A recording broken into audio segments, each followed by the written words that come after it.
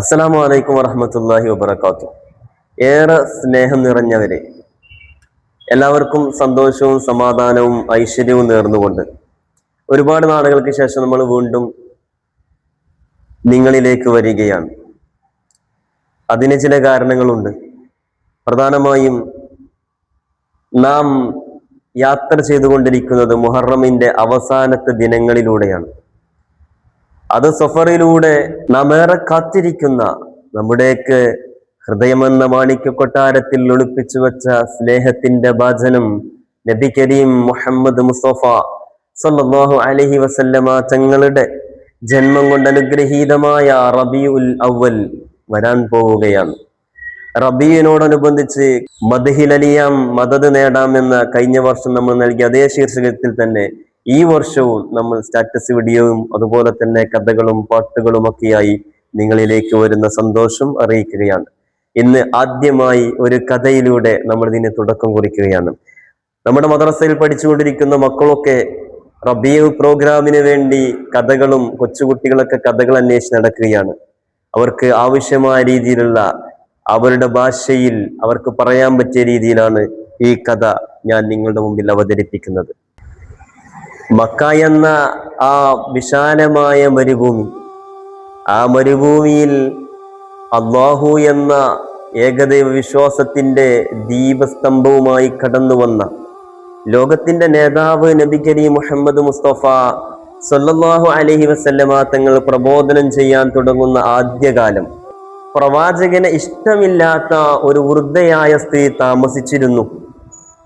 പ്രവാചകർ തങ്ങളെ വിഷമിപ്പിക്കുക, ബുദ്ധിമുട്ടിക്കുക, പ്രയാസപ്പെടുത്തുക എന്നതായിരുന്നു അവർക്ക് ഏറ്റവും വലിയ സന്തോഷമുണ്ടായ കാര്യം. അതിനായി അവർ ഒരു വഴി കണ്ടെത്തി. പ്രവാചകർ തങ്ങൾ എല്ലാ ദിവസവും യാത്ര ചെയ്യുന്ന വഴിയരികിലാണ് ആ വൃദ്ധയുടെ വീടുണ്ടായിരുന്നത്.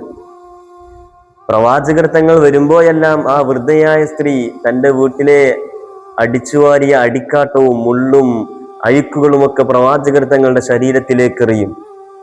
പ്രവാചകർ തങ്ങൾ ആ വൃദ്ധയായ സ്ത്രീയോട് ഒന്നും പറയാതെ അതെല്ലാം വൃത്തിയാക്കി കടന്നുപോകും.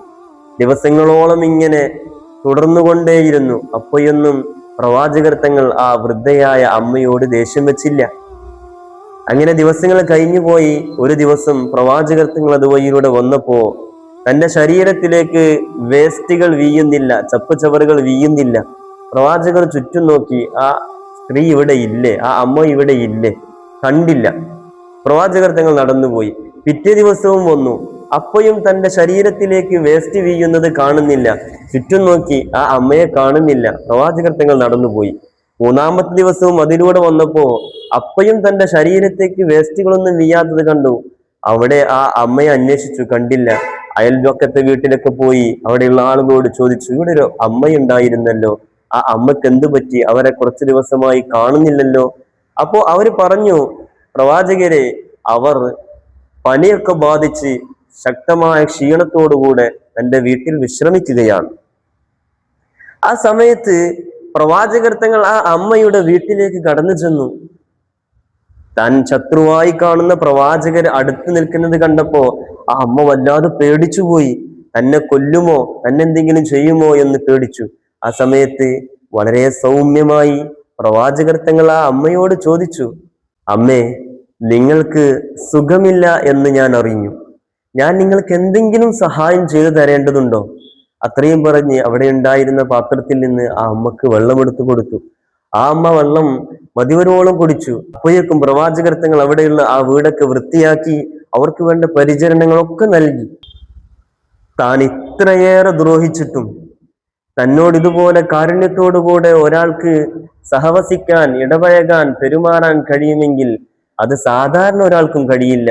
ഇത് പ്രവാചകർ തന്നെയാണ് എന്ന് ആ അമ്മക്ക് മനസ്സിലാവുകയും താൻ ചെയ്ത തെറ്റുകളൊക്കെ ഏറ്റുപറയുകയും ആ പ്രവാചകർ തങ്ങളോട് വിശ്വസിക്കുകയും ചെയ്തു. പ്രിയപ്പെട്ട കൂട്ടുകാരെ, പ്രവാചകർ സല്ലല്ലാഹു അലൈഹി വസല്ലം തങ്ങളുടെ ഈ കൊച്ചു കഥയിൽ നിന്ന് നമുക്കൊരു ഗുണപാഠമുണ്ട്. നമ്മെ ഉപദ്രവിക്കുന്നവരോട് പോലും സ്നേഹത്തോടുകൂടെയും കരുണയോടുകൂടെയും നാം പെരുമാറണം. തിന്മയെ നന്മ കൊണ്ട് നേരിടുമ്പോൾ ശത്രുക്കൾ പോലും നമ്മുടെ മിത്രങ്ങളായി മാറും. എന്ന് മാത്രം നിങ്ങളോട് പറഞ്ഞുകൊണ്ട് ഞാൻ എൻ്റെ കൊച്ചു കഥ ഇവിടെ അവസാനിപ്പിക്കട്ടെ. വാഖിറു ദഅവാനാ അൽഹംദുലില്ലാഹി റബ്ബിൽ ആലമീൻ. അസ്സലാമു അലൈക്കും വറഹ്മത്തുള്ളാഹി വബറകാതുഹു.